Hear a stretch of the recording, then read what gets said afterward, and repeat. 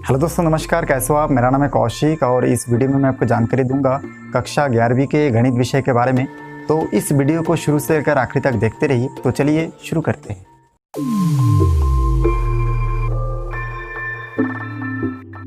दोस्तों, मैं इस वीडियो में आपसे बात करने वाला हूँ इसमें समुच्चय का सर्वनिष्ठ या फिर इंग्लिश में कह सकते हैं इंटरसेक्शन ऑफ सेट्स के बारे में।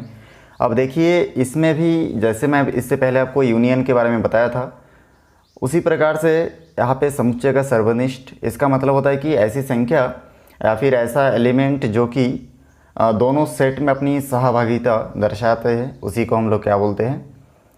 सर्वनिष्ठ बोलते हैं। अब चलिए देखते हैं, ऐसी कोई भी संख्या जो अगर दोनों सेट में अपनी सहभागिता दर्शाते हैं तो उसी को हम लोग क्या बोलते हैं? सर्वनिष्ठ कहते हैं।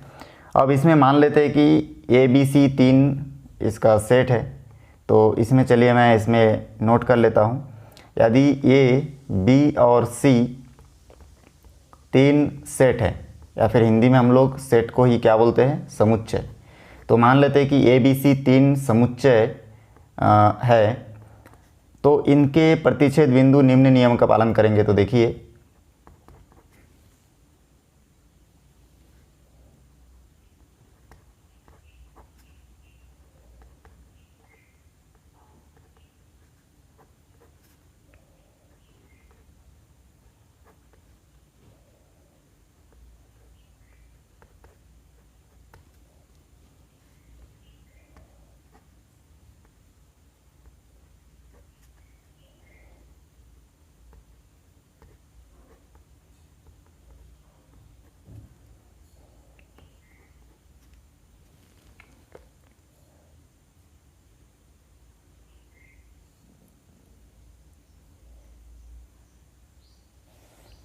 इसमें देखिए सबसे पहला जो नियम है वो है आपका वर्गसम नियम।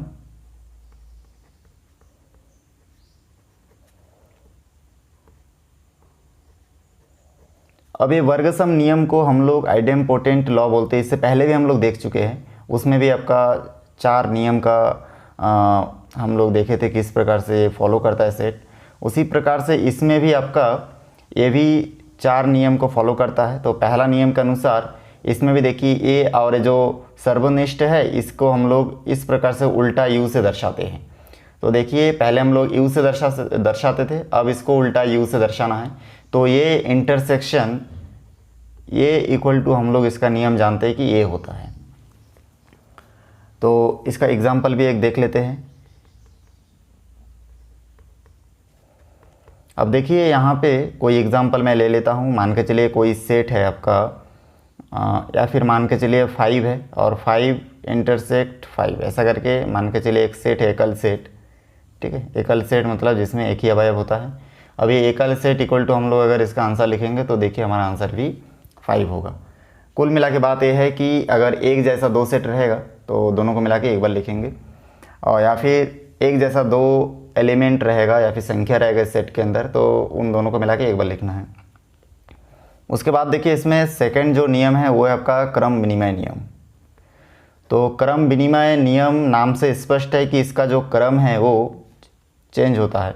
तो देखिए, क्रम विनिमय नियम को हम लोग यहाँ पे इंग्लिश में इसको कॉम्यूटेटिव लॉ भी बोलते हैं।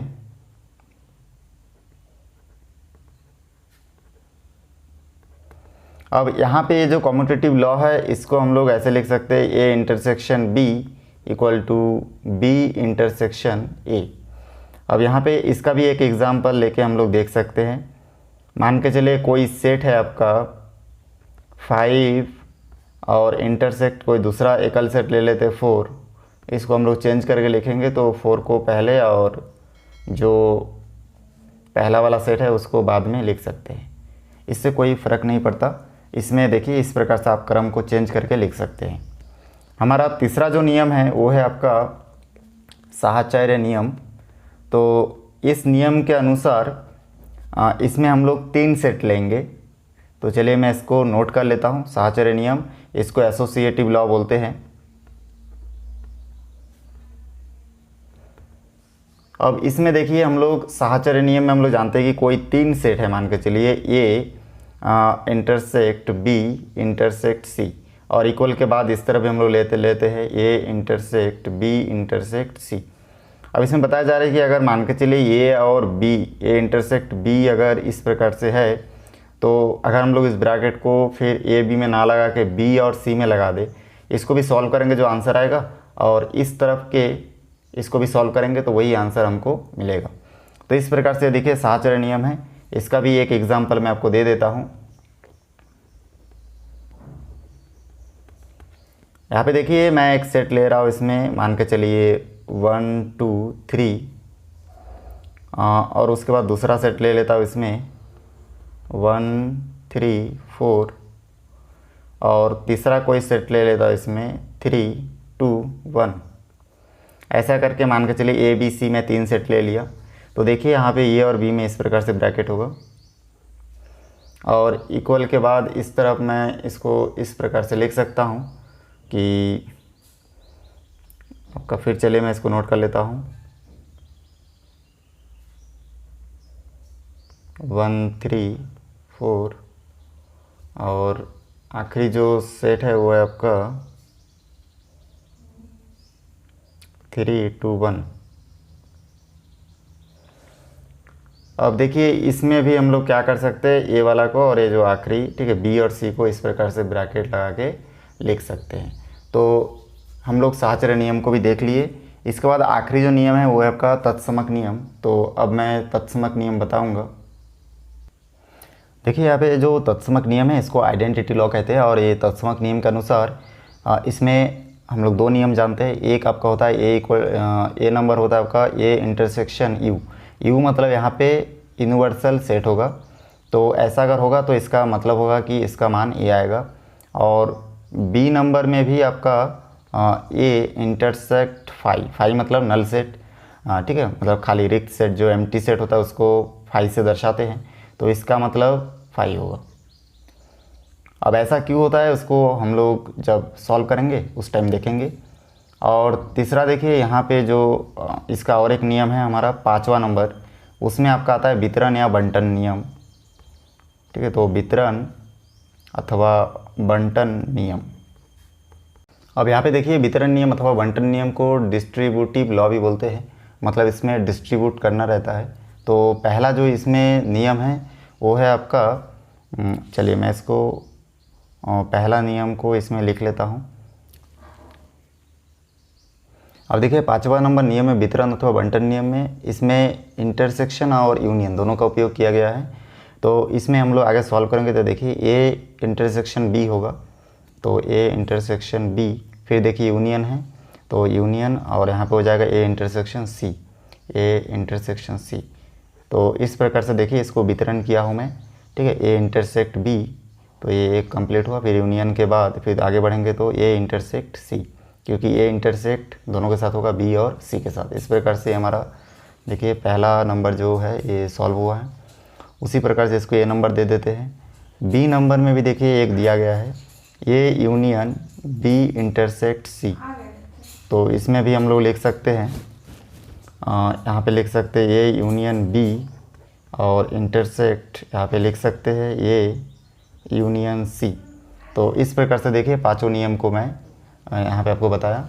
इसके बाद इसका क्वेश्चन देखेंगे। यहाँ पे देखिए मैं आपको अब इंटरसेक्शन का एक क्वेश्चन सॉल्व करके बताऊंगा। ये प्रश्न वाली 1A.5 का क्वेश्चन है। यहाँ पे देखिए दिया गया है x इक्वल टू एक सेट दिया है 1 3 5, और y इक्वल टू एक सेट दिया हुआ है 1 2 3। तो इसमें x इंटरसेक्शन y का मान हमको ज्ञात करना है। तो इसलिए सबसे पहले मैं हल लिखूंगा और उसके बाद दिया है उसको नोट कर लूँगा। इतना लिखने के बाद जो दिया है उसको आपको नोट करना है। यहाँ पे देखिए x इक्वल टू एक सेट दिया है 1 3 5, और y इक्वल टू एक दूसरा सेट दिया है आपका, उसमें जो एलिमेंट है वो है आपका 1 2 3। अब इन दोनों सेट में से हमको x इंटरसेक्शन y का मान ज्ञात करना है। अब इस मान को ज्ञात करने के लिए मैं देखिए लिखा हूँ, अब x का जो वैल्यू है उसको मैं लिखूँगा, सेट का जो मान है 1 3 5, और इसी प्रकार से इंटरसेक्शन के बाद देखिए y का मान जो है उसको मैं यहाँ पे लिखूँगा। y का मान देखिए आपका है 1 2 3। अब इस प्रकार से मैं x और y का मान लिख चुका हूँ। इसको मैं आगे सॉल्व करूँगा। तो यहाँ पे देखिए इंटरसेक्शन का नियम है कि ऐसी संख्या जो दोनों में इंटरसेक्ट कर रहा है, ठीक है, तो वही होगा इसका मान। तो देखिए इसके नाम से स्पष्ट है इंटरसेक्शन का कि ऐसी संख्या, ऐसा एलिमेंट, ऐसा लेटर जो कि दोनों सेट में इंटरसेक्ट कर रहे हैं। तो हम लोग देख रहे हैं कि 1 देखिए इसमें भी है और इसमें भी है, तो हमारा आंसर होगा 1। उसके बाद इसमें 3 है, इसमें भी 3 है, तो 3 होगा। अब इसमें 5 है, इसमें 5 नहीं है। तो देखिए कोई एक सेट के सभी एलिमेंट को कंपेयर कर लीजिए, जो जो है उसको लिखिए और बाकी जो नहीं है उसको छोड़ दीजिए। तो हमारा आंसर देखिए आ गया है। तो मैं खाली एक ही सेट को देखा, 1 है इसमें भी है तो 1 लिखा, 3 है इसमें भी है तो लिखा, 5 इसमें है लेकिन इसमें नहीं है इसलिए इसको नहीं लिखा। तो इसका मतलब है कि 5 जो है दूसरे सेट में इंटरफेयर नहीं कर रहा है, इंटरसेक्ट नहीं हो रहा है, इसलिए हम लोग इस प्रकार से 1 और 3 इसका आंसर होगा। बहुत आसानी से हम लोग आंसर प्राप्त कर सकते हैं।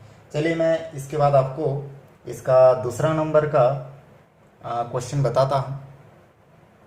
यहाँ पे दूसरा नंबर प्रश्न दिया है a equal to A B C D E और b इक्वल टू दिया है सी डी ई। तो दर्शाइए कि a intersection b equal to B होगा।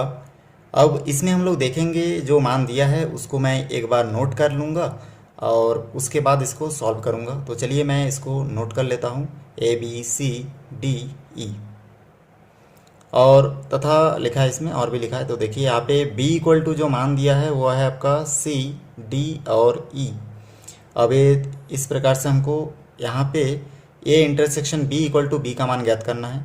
तो मैं यहाँ पे देखिए दो साइड है, तो मैं इसमें लिखूँगा left hand side equal to, मैं यहाँ पे लिख लूँगा a इंटरसेक्ट b और a का जो मान है उसको मैं यहाँ पे नोट करूँगा a b c d e। देखिए a का a सेट का मान दिया है तो मैं इसको नोट कर लिया। अब इंटरसेक्शन के बाद b सेट का मान जो है उसको भी नोट कर लूँगा।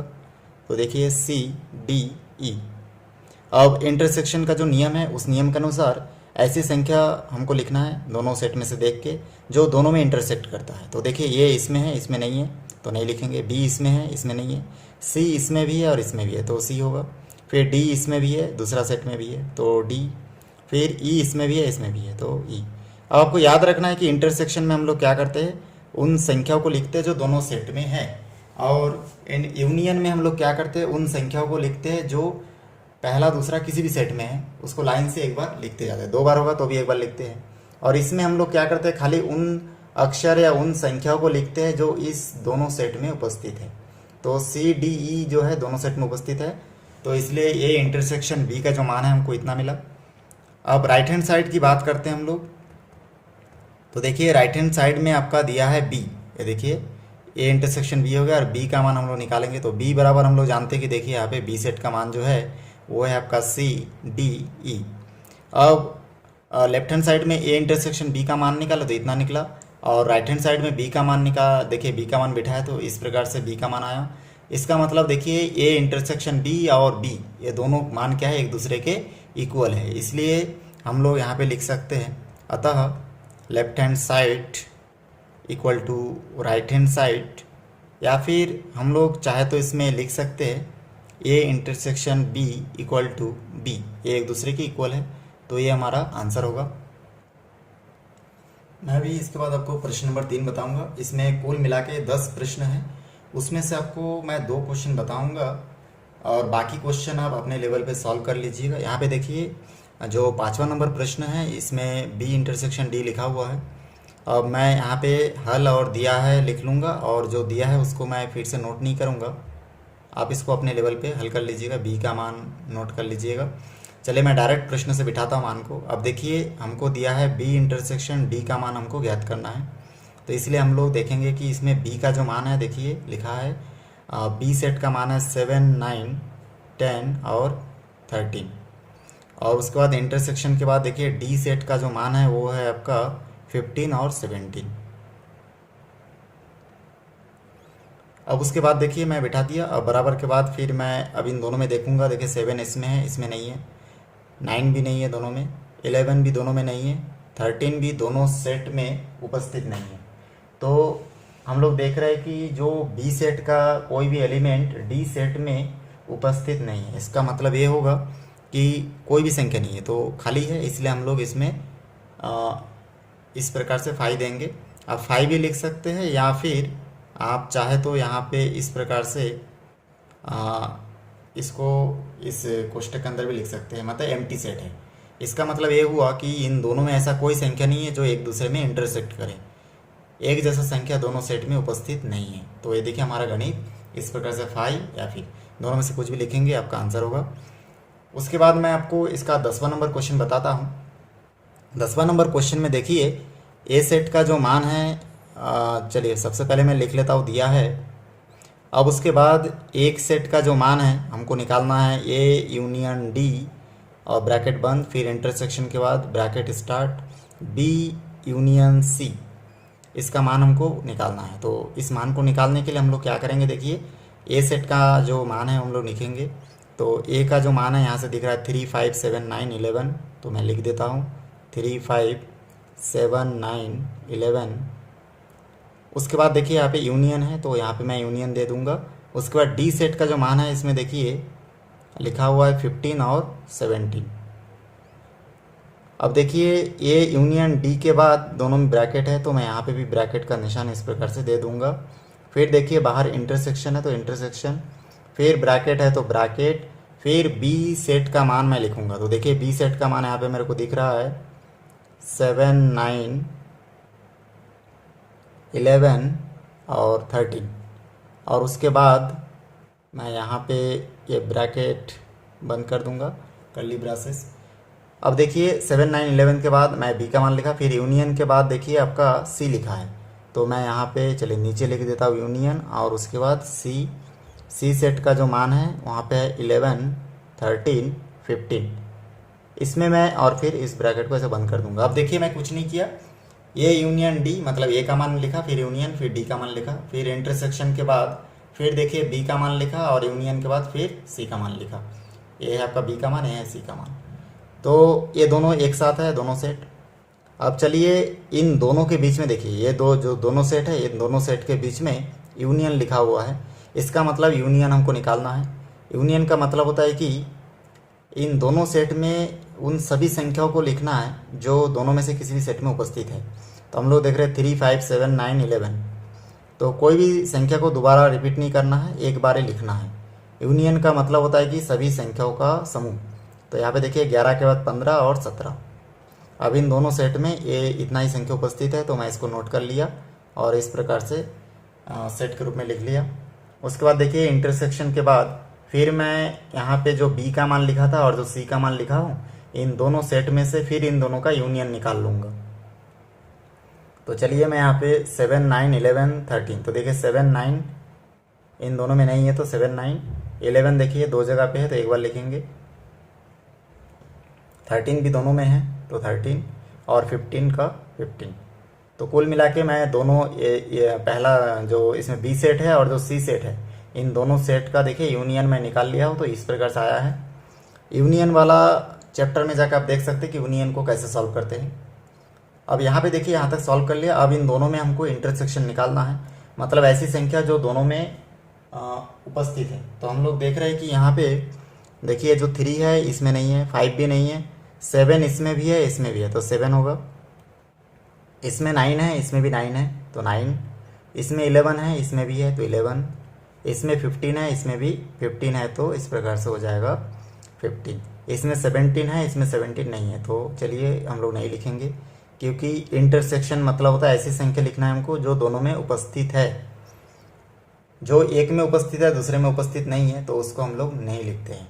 तो इस प्रकार से हमारा जो मान आएगा 7, 9, 11, 15। तो फाइनली हमारा जो इसमें 10वां नंबर का जो मान होगा 7, 9, 11, 15 होगा, ये हमारा आंसर होगा। यहाँ पे आप देख सकते हैं कि जो चौथा नंबर प्रश्न है इसमें जो दिया है कि पहला नंबर क्वेश्चन, इसमें भी कुल मिला के 3 क्वेश्चन है, उसमें से मैं एक क्वेश्चन आपको हल करके बताऊंगा, बाकी 2 क्वेश्चन आप अपने लेवल पे सॉल्व करेंगे। अब यहाँ पे देखिए इसमें दिया है क्वेश्चन जो ए इंटरसेक्शन बी ब्रैकेट बंद, फिर होगा intersection C equal to A intersection B intersection C, ये हमको मान ज्ञात करना है। तो इसमें देखिए जो मान है वो ऊपर दिया है क्वेश्चन में, तो उसको देख देख के मैं पहले एक साइड का मान मैं निकाल लेता हूँ। अब देखिए ए का जो मान है इसमें दिया है 4 6 8, तो मैं ए सेट का मान लिख लिया। और उसके बाद इंटरसेक्शन के बाद देखिए दूसरा बी सेट का मान लिखूंगा क्वेश्चन में देख के। तो बी सेट का मान है 7 6 9, और इस दोनों को बंद कर दूंगा। देखिए ये इंटरसेक्शन भी बंद है। उसके बाद इंटरसेक्शन के बाद सी का मान लिखूंगा मैं। तो सी का मान इसमें दिया है आपका 6 8 9। अब देखिए ए और इन दोनों सेट का मैं इंटरसेक्शन निकालूंगा, ठीक है। तो यहाँ पे देखिए 4 दोनों इसमें नहीं है, 6 इसमें है, इसमें नहीं है।